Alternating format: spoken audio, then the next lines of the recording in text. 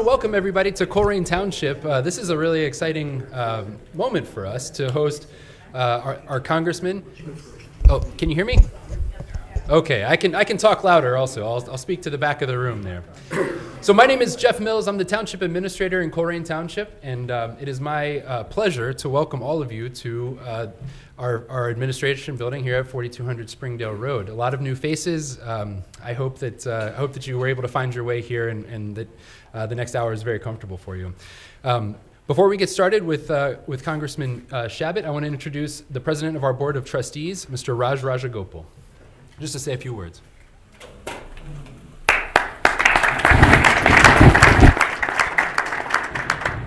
It was a nice crowd. Thank you so much, all our citizens coming to attend this town hall meeting. Appreciate. And our township, Colerain Township, I'm proud of being a trustee of Colerain Township, and our board is taking extreme pleasure working for our residents. And we got great administrator, Jeff Mills, and also our assistant administrator, Jeff Verbach here. And these two guys playing an important role, playing together, build up a strong Colerain Township. And we talked about 2018, the leadership meeting. We have a strategic plan we developed with our leadership team of our Colerain Township. And what we're going to do 2019, we're going to, all the strategic plan we created will be an action plan. And Jeff will touch base with you a little bit about this.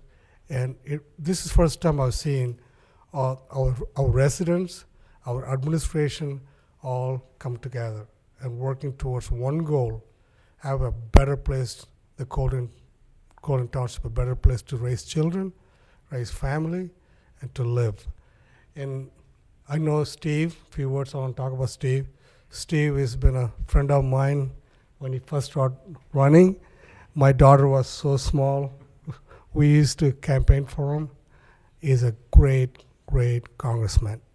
I'm really proud to have Steve Chabot as our congressman. And we find a way, Colerain Township and our congressmen work together, help our township. Thank you. Thank you, Raj.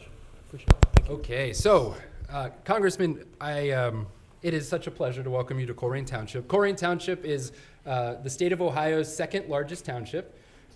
58,000 people call Colerain home, and we know that because of the U.S. Census, which counts each person only once in the right place every 10 years. That's coming up in 2020. It's going to be a very big deal to us in Colerain because a lot of funding is based on the number of residents that we have here. Funding like the Community Development Block Grant, which here in Colerain Township, we're not what's known as an entitlement community. We don't get a certain amount of money every year. So we join forces with 40 other communities in Hamilton County and pool our resources. And from that pot of money at Hamilton County, we submit for projects that will be funded by the federal government. And this year, we will be funding a sidewalk maintenance program and a blight control program with Community Development Block Grant dollars, which is very meaningful and impactful here in the township. Congressman, we are standing in a township that is blessed with some of the best public safety services in the region. We have an ISO 1 fire department, which is the highest rating that's given by the the Insurance Standards Organization. And we also have a police department that is accredited with excellence, gold standard with a cherry on top by the CALEA accreditation organization. There are only 4 organizations, fire departments in the state of Ohio that have an ISO 1 rating. And there are exactly one municipality or township that has both an ISO 1 fire department and a CALEA accredited with excellence police department, and that's Colerain Township. We do things a little differently here in Colerain. We innovate and we look for ways to provide services at the lowest possible cost to our residents.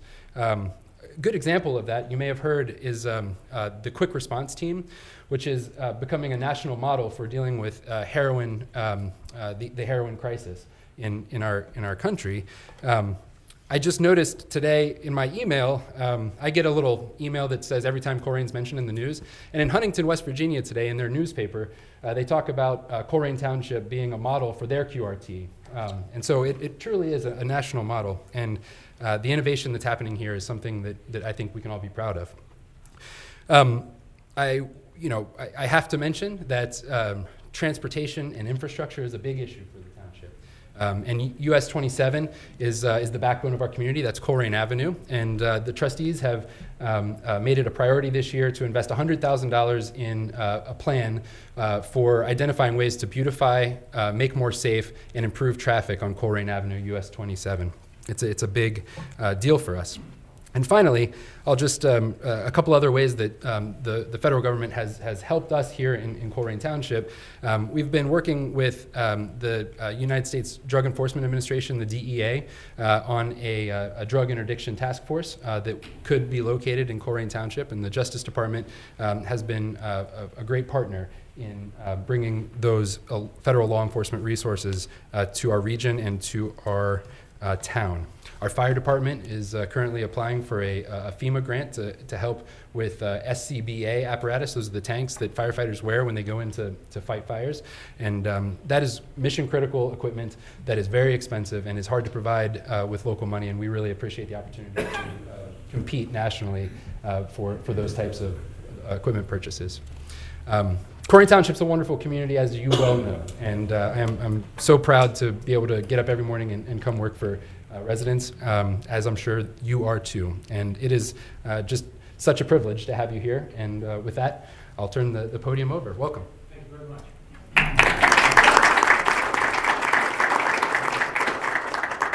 Thank you, Jeff. Thank you, Raj, and thank you all for Chief. Thank you all for showing up here this afternoon.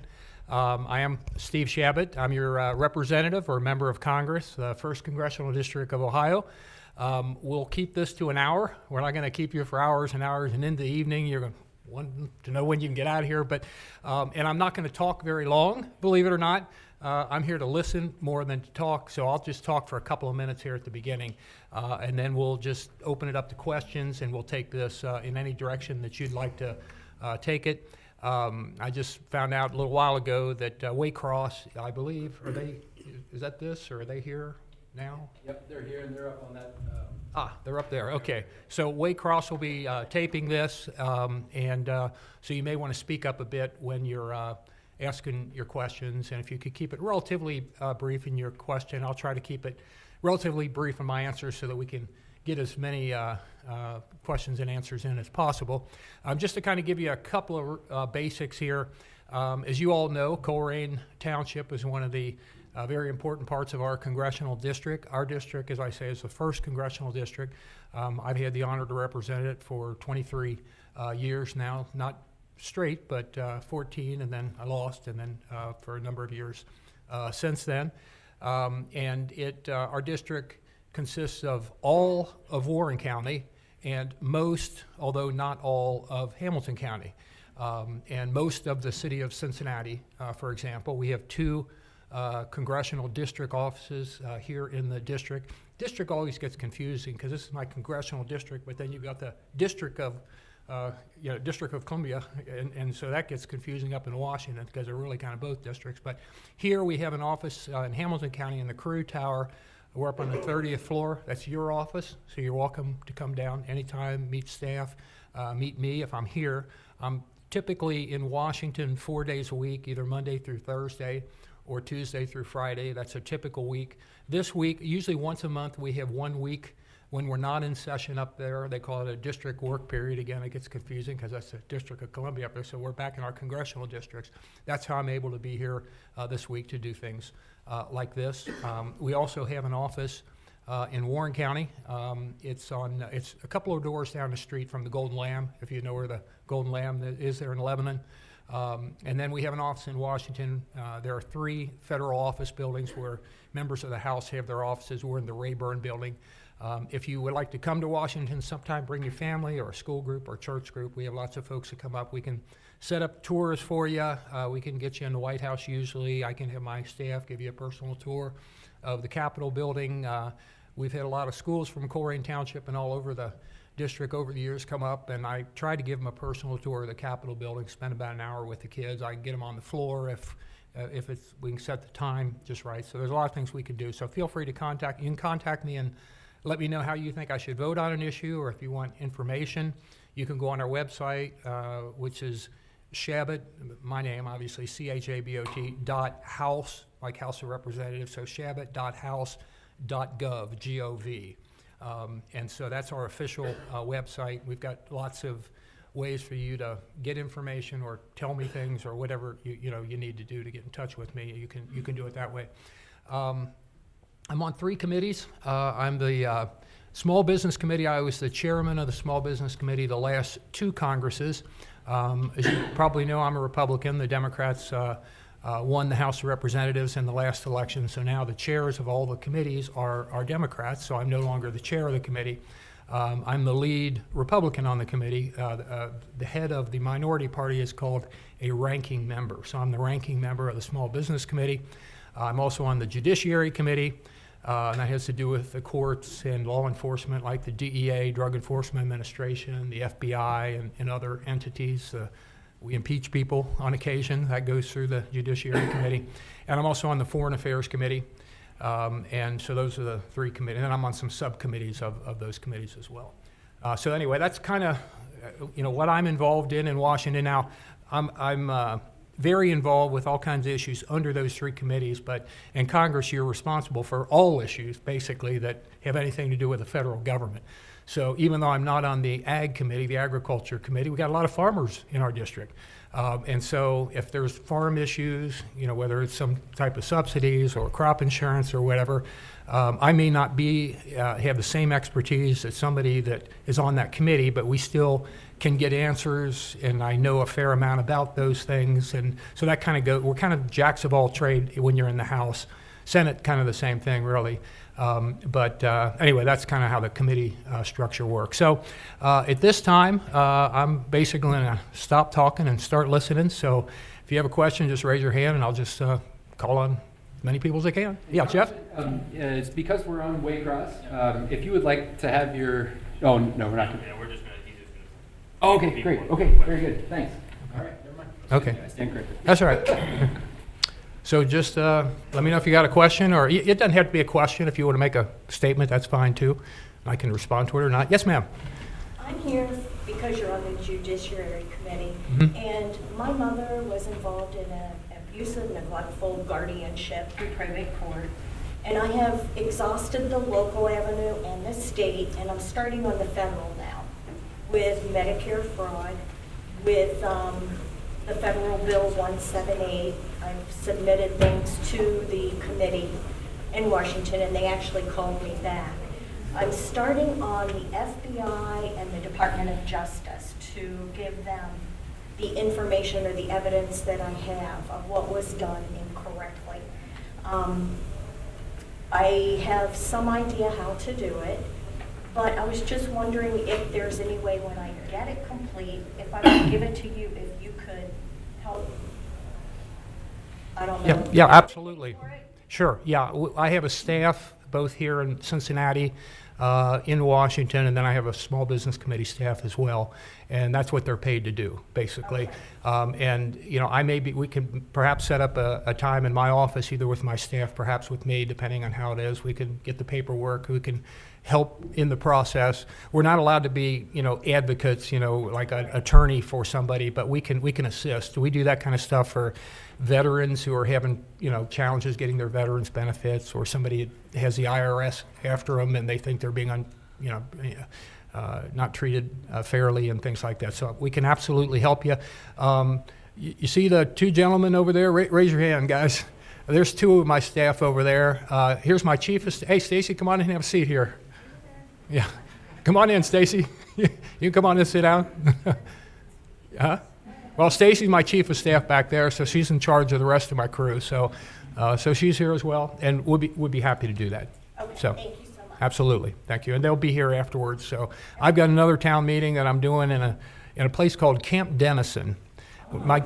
I heard some yeses. So a lot of people have never even heard of Camp Denison. It was during the Civil War. There was a Civil War Union camp there, and about 100,000 Union troops were trained there and then fought in the Civil War. But it's on the other side of Indian Hill. It's actually in Sims Township, relatively small community, but we're trying to do these like everywhere, all the communities in the district. That's my goal. We've got one in Avondale tomorrow and in Elmwood Place tomorrow.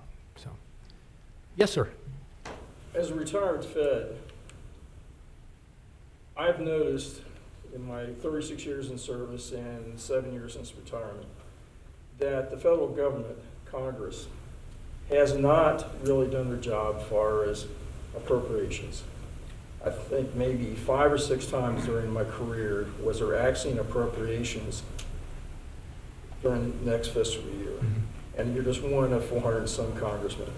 So I'm just making a plea that, I know you're just a minority member right now, but Congress really needs to do with budgets, which is one of the primary responsibilities of Congress, the House, instead of waiting till the last few days and then going to continued resolutions. And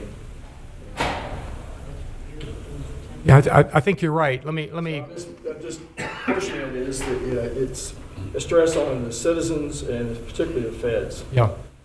Let me explain kind of appropriations. It's not necessarily language that we all think of. If you work for the federal government or you're pretty, it's something we don't necessarily think of in most life. But there are the Appropriations Committees are the spending committees. There's about a dozen bills that we pass every year to fund the government and a lot of the entities within the government.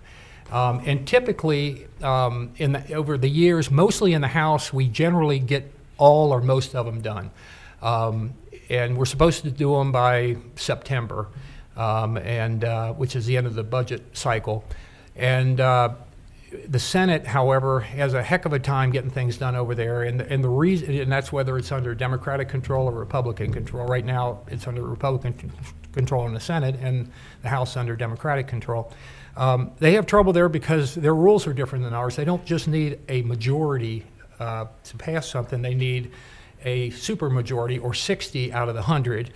And the reason for that is they can filibuster over in the Senate or talk something to death and it never comes up for a vote unless you get 60 votes. So, usually they can't get it. And that's why a lot of times what happens is all the bills that they can't pass get thrown into a CR, which stands for continuing resolution, and it gets passed and you got all this stuff. And that's one reason a lot of overspending occurs, because you may have some real good things, but you have other things that never would have passed on their own. And if you don't pass it, then the government shuts down, or at least parts of the government that the appropriations bills weren't passed for. So, but you're absolutely right. We ought to do our job, which is to pass those things by the time that they're supposed to be passed in September and not keep everybody guessing. I completely agree with you. What I've explained is why it happens, but it still shouldn't happen, but it does. I hear you. Yes, ma'am. My most important thing is building the wall. I'm totally behind that. But the other things I'm interested in is the English language that it's made to, I think Representative King has bills out, or had bills out, and sent things to my home area, asked me to support them, to call you, right, get that English made as our main language. Okay. I'm going to sort of repeat the question so in case folks are on Waycross may not be able to hear everybody. It was 2 questions. One thing, you were saying that your main thing is to get the wall built. You're for that, if I'm not... I'm just making a statement. You get it done, and I agree with you. I don't think the wall is the answer completely. I think there's a lot of things that go into it, but I think it's part of it. And I have voted, to fund the wall. As you probably know, we've gotten into a big argument about that, and at this point, the Congress passed legislation which partly funded it, somewhat over $1 billion, and the president then to get additional funding has said there's a national emergency, and then the House voted to override that, and the Senate did too, but then he vetoed it, and it'll take 2/3 in both houses to veto it. So he's gonna prevail on that. However, then lawsuits are going to be filed, and then the courts will determine how that goes. So that's kind of a long-winded answer to the question. No, just to say that I know I called you on that, just a brief message, and just saying when when the wall was really coming up, I said, I'm really strong for the wall. Okay, I hear you. Your phone, wow, you know. Thank you. To be completely open, we get input on both sides of that, you know, because there's a lot of people that called up and said, "Don't you dare vote for that wall." I hear that too, just so everybody knows, you know. And then your other question was about English as the official language. I support that. I have been a co-sponsor of that legislation in the past, and it's passed in the House before. What happens is it gets over the Senate, and there's not the 60. Necessary to pass in the Senate, so it doesn't go anywhere. Would you explain about using the vote of 51 in the Senate that they used to? Yeah, they call that the nuclear option. The question was, what's this 51? 51 is you know, one more than half, and that's pretty much what it is in the House. Although there's 435 of us, so it's not 51. It's really, you know, half plus 1 to 435, and then you've always got somebody died or retired or whatever, so it's always a different number than that. But it's much simpler in the House. Now in the House, Democrats control the House, so in general, they wouldn't pass that now. We passed it in the past. I voted for it, but it wouldn't pass now in the House. And in the Senate, they wouldn't have 60 votes to bring it up for a vote. So in this Congress, it's not going anywhere. You know, I know you have to vote to have it come in, and then the next thing coming up was we're going to use the 51 out. Oh, and then, well, yeah, 51 in this, again, it isn't going to pass in the House, so it wouldn't matter. But in the Senate, it only takes a simple majority to change the rule from 60 to just having 51. But neither side wants to do that because both sides know that, well, we're going to be in the minority someday, and that stops the other side from doing stuff. So that's why they don't. And then to further complicate things, once a year, under a process called reconciliation, I'm getting in the weeds here, but if you have a budget passed, you can pass legislation which you only need 51 votes in this, so you don't need 60 votes. Once a year you can do that.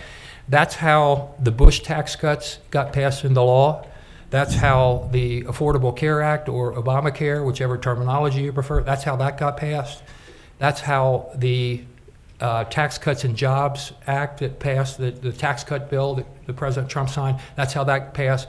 None of those three got 60 votes in the Senate, but they were passed under reconciliation. You can do it once a year, so you can still do pretty big things once a year, and that's how those got passed. Yes, ma'am.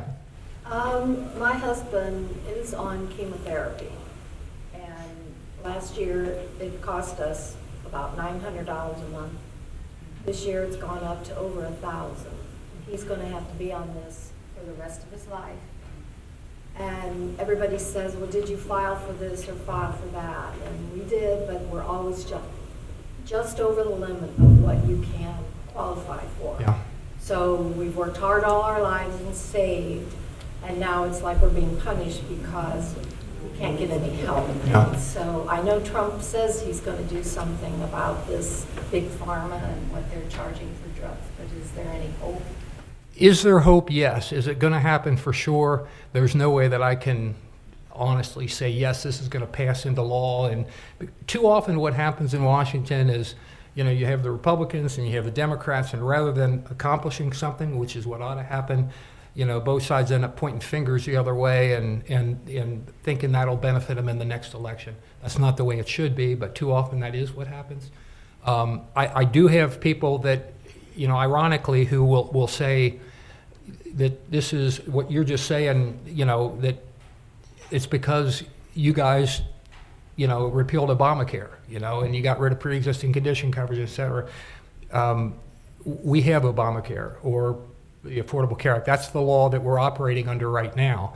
Now, that being the case, and there were things, even though I've voted to repeal it, you know, a number of times, there were things in it that I absolutely would have voted for and supported, like allowing, you know, young people to stay on their parents' health care plan until 26, the pre-existing condition coverage. Those are all things that I supported. Now, I think there were a lot of things in there that you could have passed things and made sure that people got health care coverage without screwing up everybody else's health care. That's my view. But what we have now is Obamacare, or is the, and we're in it, by the way. That's when people think, well, Congress isn't it. We're in it. We're in the DC Health Exchange, so we're right in the heart of it. When they passed it, now when it was passed, that was during 2 of the years when I was not in office. I lost back in '08, and it was passed during those 2 years. Senator Grassley over there, Congress wasn't in it, and then Senator Grassley offered an amendment saying, hey, if everybody else has got to be in this, we're going to be in it too, and so we're in it, you know.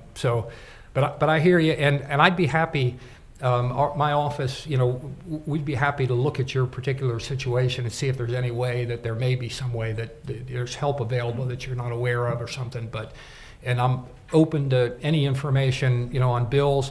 Hopefully, you know, both sides will get together and make, if we can't repeal it and replace it with something better, which is what I would prefer to do, then in the interim, let's make it work for people better than it does right now. And it sounds like you're in one of those situations where you're being harmed by it. So. Well, we're on Medicare, so, Yeah. you know, don't have a lot of options. Yeah, I got you. Yes. Okay, so last week, Colorado became the 12th state to join the National Popular Vote Interstate Compact, and Ohio had hearings on HB 70, which would do the same thing for our state. So I guess my question is, what can Congress do at the federal level to close whatever constitutional loophole that they're exploiting in order to bypass the Electoral College and kind of take us from a constitutional republic to a direct democracy? Well, the state legislature could act if they chose to do so. My guess is they're not going to do that. And you would probably, I think we're in Blessing's district here, who would be at the state level, and I think this is Lou Terhar's district at the Senate level in the state. So if you believe they should support that type of legislation, you know, you should talk to them. But if other states do this and they get to that 270, I mean, that affects everyone. That affects here, you know. Well, if they get there, you know, we don't know if they're going to, and that's not necessarily saying that people, you know, support that sort of thing, you know. But we'll see. Pardon me? Blue states definitely do. So I mean, it's. Yeah, I mean, it hasn't gotten there yet, so we really haven't, in Congress, we really haven't acted on it yet. You know, we may someday, we may be in a position where, you know, but at this point, we really haven't been involved in it. Yes? Good afternoon. Hi. Mr. Chabot, you've been my representative for all of the 23 years you've been in Congress. We disagree on just about every major issue there is. I would like to know, I've spent the afternoon going over your congressional record. There's a lovely website out on Google that tells me all of your votes. I would like you to give me one example in 23 years where you have voted against the majority of the Republican Party. Yeah. Trade, for example. I'm a free When was trader. that? When I'm a was free that? trader. I voted for the Democrats back in 2006 when they took over the House. There were the 6 and 6 that were supposed to be these 6 reforms, and I think I voted for about half of the 6. So I don't remember exactly what they were. If you go back in 2006, and they called it 6 and 6. And I voted for, I think, about half of them. There was some campaign finance reform stuff. There was various things. I always get a Democratic co-sponsor whenever I introduce some legislation, because you have a lot better chance on getting it passed into law if you have a Democratic co-sponsor. And as the lead Republican on the Small Business Committee, have a very good working relationship with Nydia Velasquez, who's now the chair. She's New York. She's about as liberal a Democrat as you get, and we probably she and I, if you looked at some of those issues, it might be like you and I, but there's probably things that we can work on in the small business area. We do so, but.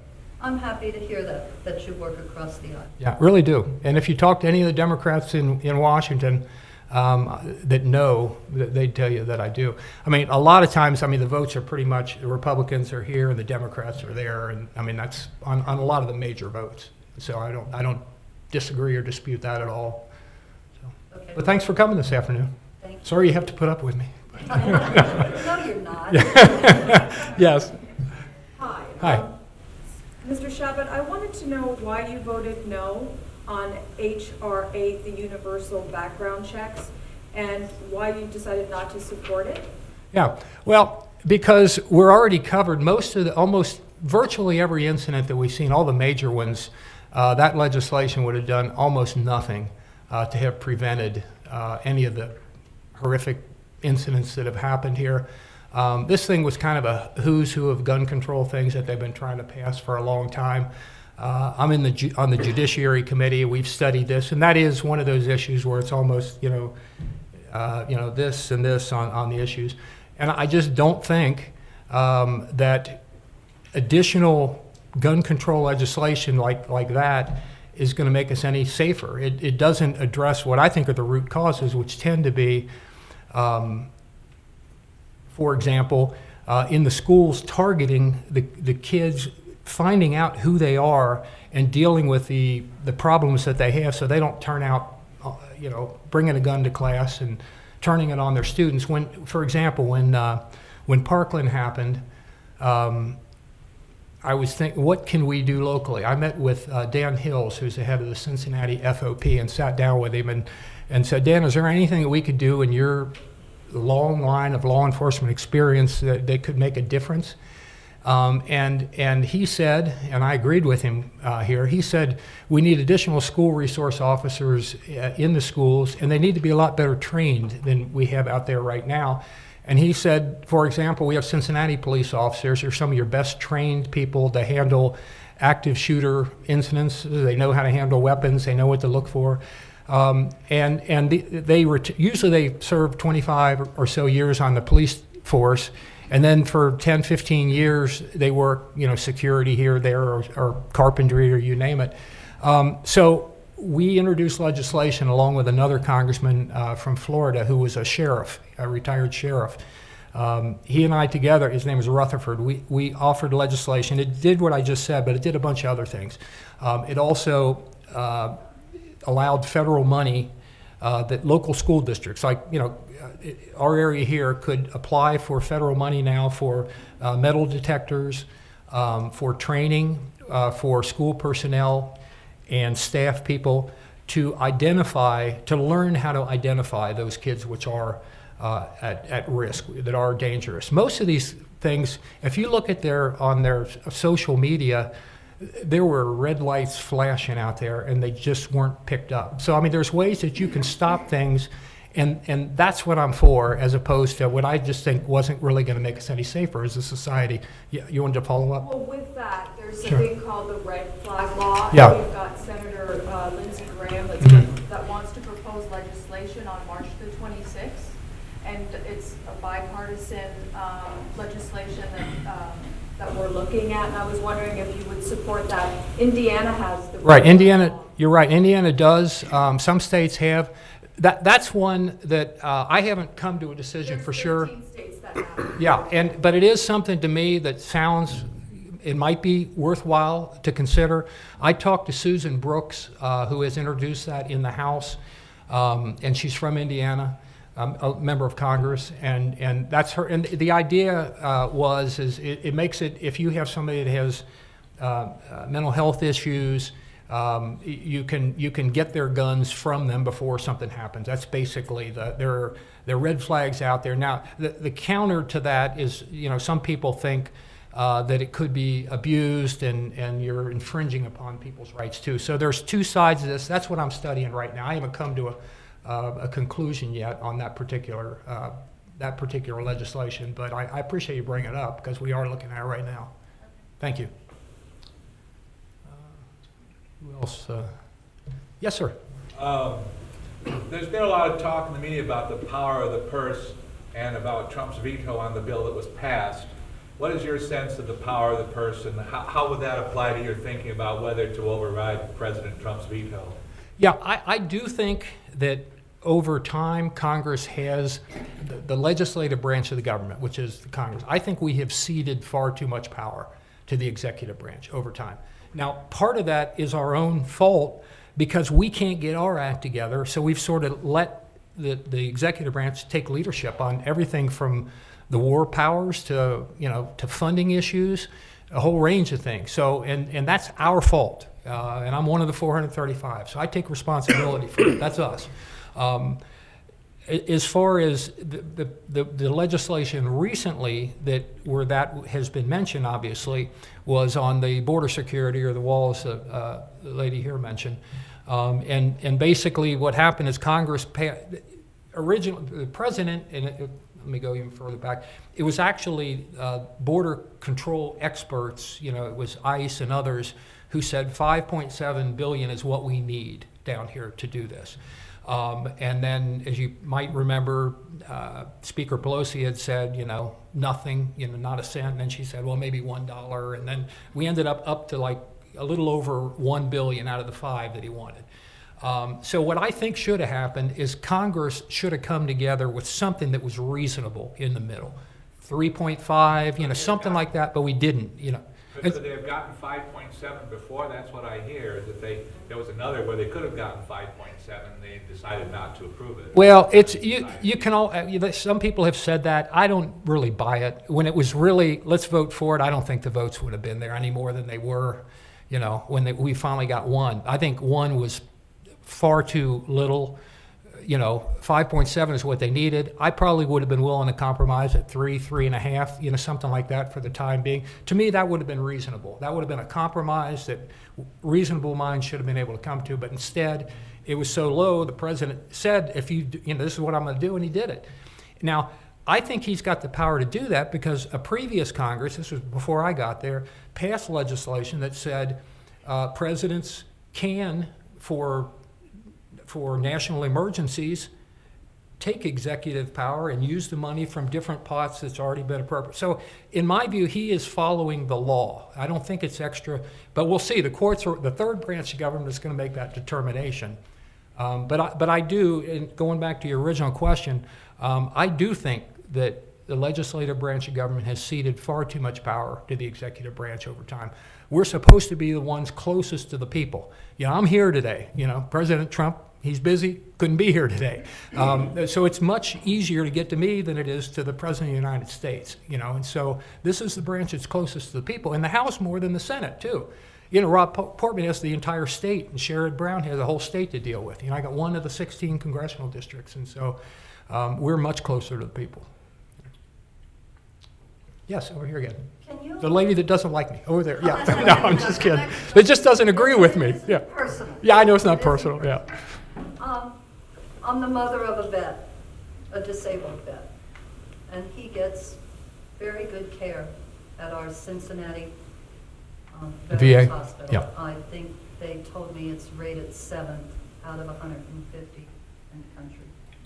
Despite saying that, he has trouble getting appointments as often as he needs them. I'd like to know, how is the Veterans Medical Care funded? Is it funded through the Defense Department, which I read our president is taking money from to build his wall? Yeah, it's mostly in the VA. It's one of the appropriations bill for the VA bill. Most of it is. Although what we've done over the years, we've put all kinds of things in there that aren't necessarily. When I say we, I mean Congresses have put all kinds of things for one reason or another in there, and our veterans deserve a whole lot better than what they're getting now. Fortunately, the VA hospital in Cincinnati, in my experience, has been better than a lot of them. That doesn't mean it shouldn't be even better.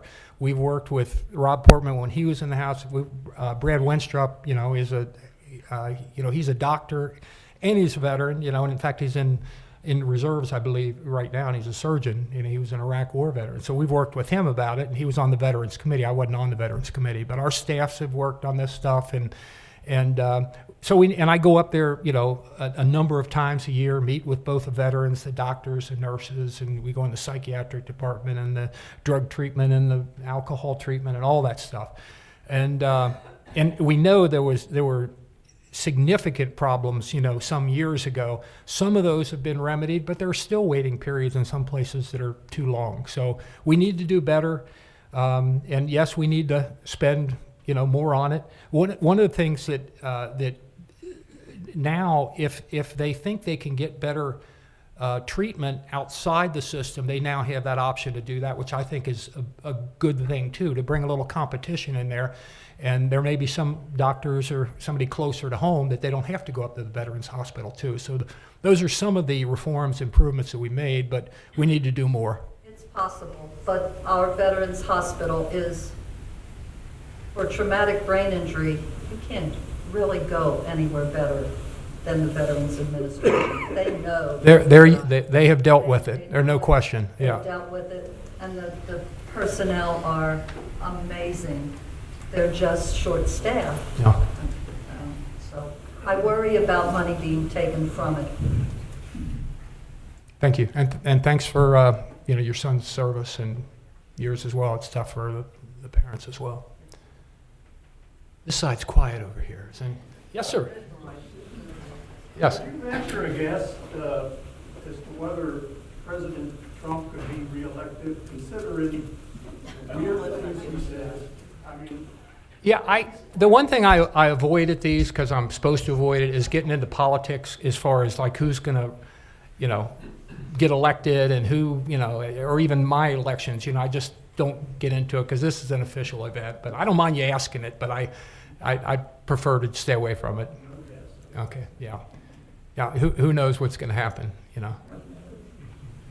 Yes? Could you elaborate a little more on the popular vote electoral college controversy? Because I think if we get the popular vote, New York and California will make the decision. Yeah, I mean, there's some states that basically want to say that their electors have to accede to the will of the majority of the people in the state, for example. Right now, that's not the case, as you know. We have an electoral college, and you win or don't win that state's electoral votes. And in theory, and the way this seems to work over time, is that the small states get paid attention to because all the electoral votes count. So that the candidates that are running have to go to Iowa and go to other states. Now, if you didn't have to pay attention to Iowa or Wyoming, and I say Wyoming because even though it's a big state, they've only got one. We have 16 members of the House. They have one. Alaska, yeah, right. And Alaska has one representative. They have more senators, too. So those small population states are probably going to be pretty much ignored, by most candidates. And people are going to pay attention to California, and they're going to pay attention to New York, et cetera. So I don't think this is going to happen personally, but it might, But we're way early in the process. But it could happen. If somebody else, I gave a kind of, it's my view of it. But if you're supportive of that and think we ought to do it, I don't know if you're for it or against it. But if you want to say the other side of that, you're welcome. Why it's a good idea. I personally don't think it is, but that's me. That's an issue, so I don't mind talking about that. But that's about the best way to say it. Yes, sir. If I'm going to represent the contrary opinion, sure, go ahead. It would mean that there is that in 2 presidential elections, the minority person with the minority of the popular vote ended up winning the election. Yeah. And at both times it was the Republican Party. I don't know if the Democratic Party has had a similar event or not. I think it's happened 5 or 6 times in history. I know Tilden, Rutherford B. Hayes, I think, versus Tilden, if I'm not mistaken. And Rutherford B. Hayes got less in one, right after the Civil War. And I think there's been a couple other times. I think 2. But I don't know if Democrats or Republicans or Whigs or the Democratic Republicans, because at one point, that's what we had, or the Federalists, or a whole range of them. And I was a history major. I ought to know this. Yes, ma'am. Is there any program that's being developed for solar power for Ohio so that we can get reimbursed for being more energy efficient? Well, I know nationally there's all kinds of tax incentives for solar and wind and driving electric cars and all the rest. And I think the state of Ohio, I believe, has some of those as well. I'm not familiar with the state programs, though, but my crack staff's over there, and we can put you in touch with locals, and they could let you know that. Did you want to follow up? Yeah. Yes, I have another question. Sure. The children who are graduating from high school, leaving from college to get jobs, I think they're having a very hard time in that process. Is there anything being thought about to help them get their feet on the floor? Yes, and it's one of the, most significant problems as a society I think we face. As the former chair of the Small Business Committee, I have toured a lot of local businesses in our community and in communities around the country for that matter, and talked to other members of Congress.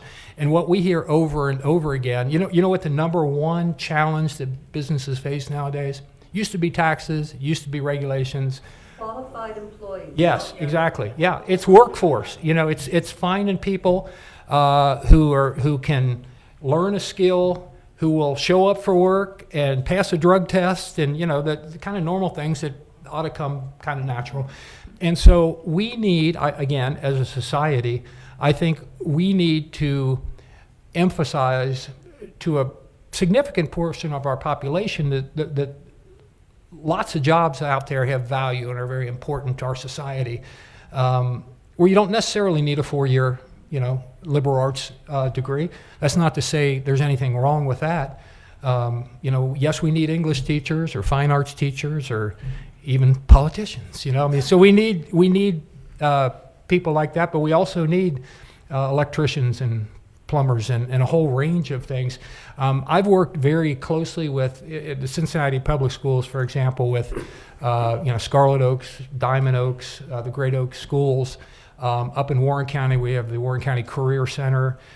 We just had the folks from Butler Tech in our office, and that's not actually in our district, but some of the folks from Warren County, which is in our district, go over there. We work with Cincinnati Tech a lot. We just had the president in my office about a month ago up in Washington. So we work with all these, and it's really important. And we've got to do better. Did you want to follow up? Or? Yes, I know the students there's a waiting list to get to those Oaks schools, and there's not enough of that. And we used to have, Cincinnati State used to be a trades school for people to go and learn things. So it's really, I don't know where the funding's coming for this, or how we can get that reestablished. Our charter school, we have some charter schools that we're trying to develop some skills with some of the kids, but everything seems to not. Well, we need to do all those things, and it's our school boards really that have a lot to do, with that, determining how the money's going to be spent, and we as voters have to determine in levies whether or not we think those things are important. I'm not a big fan of the federal government having as much power over education as we do. We didn't always have a federal Department of Education until back in the 70s. I would much rather see all that money stay local with parents and teachers and local school boards rather than go to the 5,000 employees at the Federal Department of Education, where only 6% of the funding in education comes from the feds. The other 94% is local levies and local folks. But half the time spent filling out paperwork to get that money comes from the federal government. So it just shows you that we ought not to be in it, in my view, at all. And if we could lower federal taxes because we weren't taking your money for the Federal Department of Education, it'd be easier for people to pass local levies. That's my view. So anyway, I just, as a former teacher, it's one of my pet peeves is how involved the federal government is, and we're not very good at it, So, yes. I haven't really kept up with the public schools, but have all the vocational. Have what? I'm sorry. Vocational programs, that was your learning your skills. Have they been taken from the high school? No, they haven't. But yeah, and what I was saying is, I think that they should be stressed even more. That there ought to be more resources there. If they can. Yeah, and also, for whatever reason, I think parents, we've sort of, and I'm a parent. We've got 2 kids. I'm a grandparent now, and we've sort of directed our kids to some degree, away from those things over time, and they're important careers, and with just computers and how that's taken off, and the internet and everything else that goes into that, there's just all kinds of opportunities out there where you do need technical skills, and the jobs are available, and you don't necessarily need a 4-year degree. So, you know, I think I saw a hand over here. Yes, sir. Thanks for coming tonight. Sure, thank you. Thanks for your service. Thank you. I met you once down at Drake Hospital at a Veterans Conference down there, and I wanted to thank you for going down there. Well, thank you. And I'm sure you're aware that, I'm speaking of Agent Orange in Houston, Vietnam, that there's a number of diseases that are related to exposure. Yep. In 2016, the Institute of Medicine gave information to the Veterans Administration about other illnesses and diseases related to Agent Orange exposure. Mm-hmm. Officially, the director of the Veterans Administration was given that information in November of 2017. I'm almost sure there was something published about that. I have some papers here for you. Okay. You can take a look and read. I was wondering why they're sitting on this so long. It's been almost 2 years. Yeah, I don't know the answer to that question, but I'll find out why they're sitting on it. I know that the government it's been, for our, especially Vietnam veterans, trying to get it recognized or acknowledged, you know, that the diseases that they're suffering from now were related to that. Was a battle with the federal government. They're all presumed to be connected. Yeah. So there's really I don't think they've come out with any evidence that they are connected. They're all presumed to be connected. Yeah. But I mean, for a long time, the government was saying, "Hey, we're not going to pay for this. You haven't proved us, you know." And so we had lots of folks that were coming down with, you know, everything from MS to various types of cancer to you name it, and they happened to be in Vietnam, and they happened to be in areas where we were using Agent Orange, you know, and so it's been a long battle. I'll check into that and find out what the late, and I'll be happy to look at what you brought there too. So thank you for bringing it. Thank you. Thank you. Yes, sir. Yes, Steve. I'm a Vietnam vet, and thank you for your service. And I have a question. I was in contact with you in 23 years, and did you say in 20? You mean 20, yeah, for 23 years, or you back 23? I've been fighting the VA since 1972. Okay. And being a Vietnam vet, because I didn't step one foot in Vietnam, but being on some of the water out of Vietnam, it's a gray area. I've been fighting that since 1972 with the things that I have going on. And I'm almost a regular at the VA, and I love the VA, but I mean, there's times that I walk in there to cover myself with a mask on to see my PTSD. And when I got to her, she said, "What are you wearing a mask for?" I said, "Well, there's people in here that's sick, and I'm trying to keep myself, my lungs and everything from the exposure I had in Okinawa to Operation Red Hat." Well, I've been fighting this since '72. She turned me away. She told me she couldn't see me because I was wearing a mask. So I'm a veteran that's been through that VA, and I'm sure the gentleman over there, I know him real well. But being that topic, there's areas at the Agent Orange, because you didn't step one foot in Vietnam, but you handle that. If you handled equipment, just like an Operation Red Hat, I was on that. I'm sure you're aware back in the 70s that all the agents from World War II and the nerve gases, I was on Operation Red Hat for 6 months. We moved that off of Okinawa, and so the Japanese could get the island back without all that stuff that World War II had left. So every time I get up against there, I go back to my buddies. The youngest guy that I was with was 18. I'm 25 years old. I joined. He was drafted. Well, that guy died a year ago. The other guy, 19 years old, he just went legally blind. He said he's going to write me a letter. That's what I'm up against with this problem with the VA. They want me to get a letter of somebody that knew me, and I do have one in Rhode Island, but he's legally blind. But I've just been fighting this. We have folks on staff that, you know a lot of stuff. Ones I could. Yeah, they're here, and let's set up a time where I can meet with you. And I've been a resident of Colerain Township, and there's nothing like Colerain Township. Yeah, I agree with you there. Let's hear it for Colerain Township. I agree with you. You're right.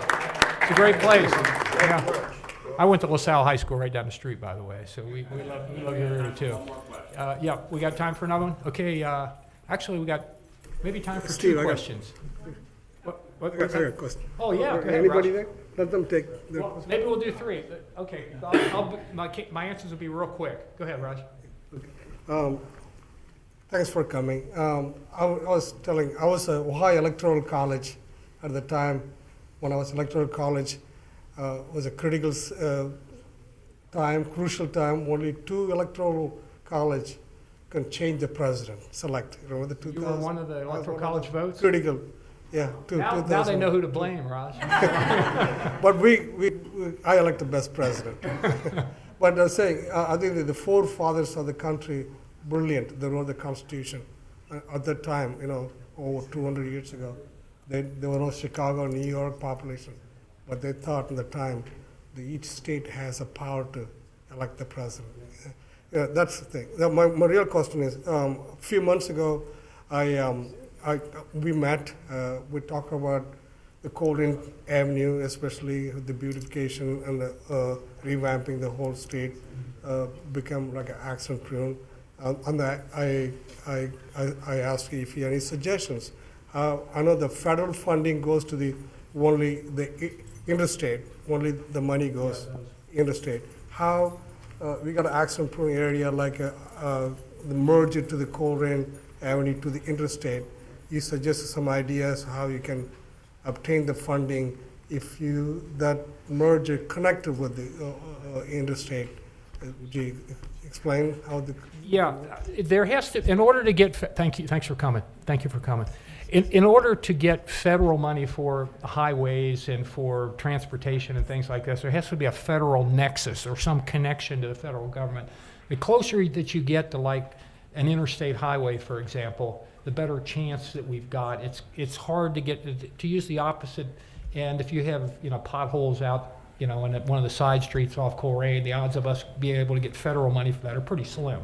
So if you're trying to beautify something where it's an entrance or exit, you know, to the federal, to 275 out here, for example, or 74 if you're in the other end, there's a better chance of it. But we should sit down and, you know, talk about it. And just because we want it doesn't mean we're going to get it, though, too, because it's very competitive. They have infra grants and they have Tiger grants, and then some of it depends upon, you know, what money is available that year. Some's competitive. It gets pretty complicated, but we should sit down and talk about that. Did you have your hand up here? Yes. Yeah, I'll make this the last one then, because it's 5 now. And I told you it's 1 minute till 5, and I told you I'd get you out of here at 5. But go ahead. I think national security and immigration tie in. I think we need to do something to override the Flores decision. We need new legislation that will get our asylum laws so that it's not just the people in Mexico that are immediately sent back, but anyone from any country that's coming illegally. And we need to make it a felony for crossing our borders illegally and not through the gate. So that would solve the problem of somebody coming across the border in between the gates and immediately asking for asylum that isn't eligible for asylum. Yeah, when you're sitting on a wall waving the flag of your own country, you don't need asylum. You're not asking for asylum. Yeah, I think you're exactly right, and it is right now. You know, we did have principally adult males coming over from Mexico for quite some time. That's who principally was coming across, and they would catch them, and for the most part, they'd return them. You know. Now we have families coming over from Central American countries, especially El Salvador, Guatemala, Honduras, etc. And it's family units. It's women and kids, although there are others. And they've been told by the coyotes, the drug cartels, or others what to say, and what the magic words are to claim asylum. And if they do that and they get 1 foot into the country, then they're basically usually bused to some other part of the country and given a court date, and they never show up for it. And the Flores decision is what I makes shouldn't it say they so. never show up, but they very, very seldom show up for it. Yeah. And I believe we have to change that. Now, so how do we change it?